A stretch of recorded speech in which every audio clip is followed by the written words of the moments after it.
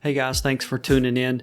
The other day I posted a video and almost as an afterthought, right at the very end, I used an effect called the tilt shift blur effect. I'd never used it before.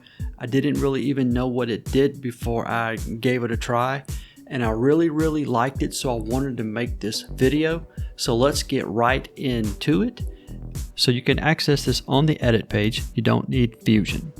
You can drag this effect onto your footage, text clips, and you can drag it onto adjustment clips. And the functions are fairly simple to understand and to use, and this is also an easy effect to use for keyframing. This effect is like a focal gradient where the black areas are unaffected by the blur and the white areas are. You can use the depth map preview option to see your gradients and the placement of the effect on your shot. You can shift the placement of the effect with the X and Y axes, and you can adjust the angle of the effect. The focus sweep function allows you to shift the effect on both the X and Y axes depending on your angle. The in focus range function adjusts the size of the area in focus, and you may have a very narrow or a very wide focal range. And with keyframes, you can adjust the focal range depending on your needs. The near and the far blur functions affect the out of focus gradient or gradation. So you may have a very sharp or very steep difference between blurry and sharp parts of your shot, or you may make the transition a gradual one. You may also adjust the strength of the blur, and you may switch between lens blur and fast blur or a square blur. You just have to play with these settings to find out what works best for you. So looking at a few ways to use this effect with still images. In this shot I added a dynamic zoom and then swept my focal plane across the shot to mimic a focus pull. It's not a dead-on focus pull, but it does add some life to this shot. And with this bluebird image, again I used dynamic zoom and a sweeping focal plane to mimic a focus pull. And here's what it looks like with the tilt blur shift effect on. Now to see the difference, if I had only used dynamic zoom, here is that same shot without the effect. When you take pictures with an iPhone or a Samsung Galaxy, one of the downsides is there's no depth of field in the images, or everything is in focus. And the tilt shift blur effect comes in really handy here. In these shots from the mall, I used a sweeping focal plane with dynamic zoom to add life and depth to these images.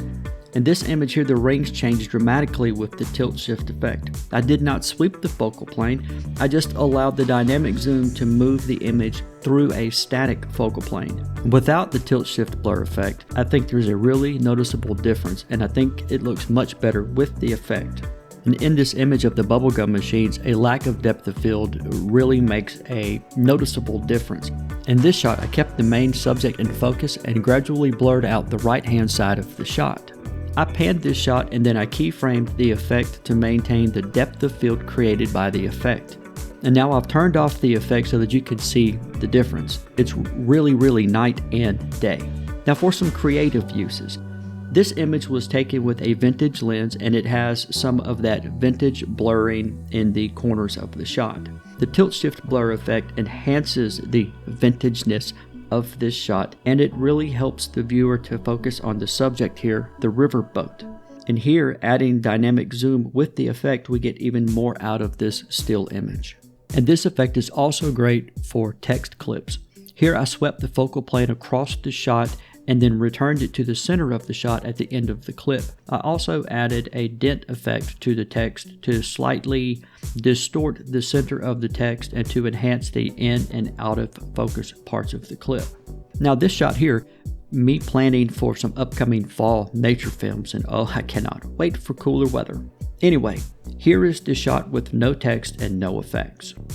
I added 2 text clips, one for the viewer to read and one to simulate reflections on the water surface, and I faded both of the text clips in and out of the shot. The text has also got a hint of the waviness effect to simulate the erratic drifting of fall leaves.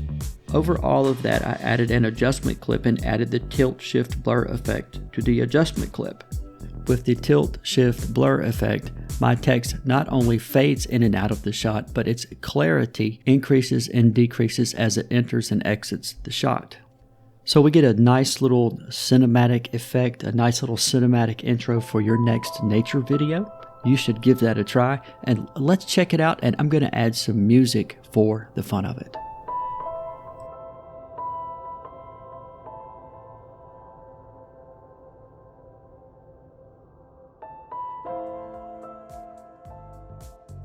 Well, everyone, that's all I got for you right now.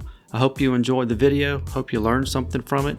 If there are any effects or anything out there that you would like me to play with and make another short video on, leave me a comment below and I'd be happy to do so. And please give me a like, and I will see you next time.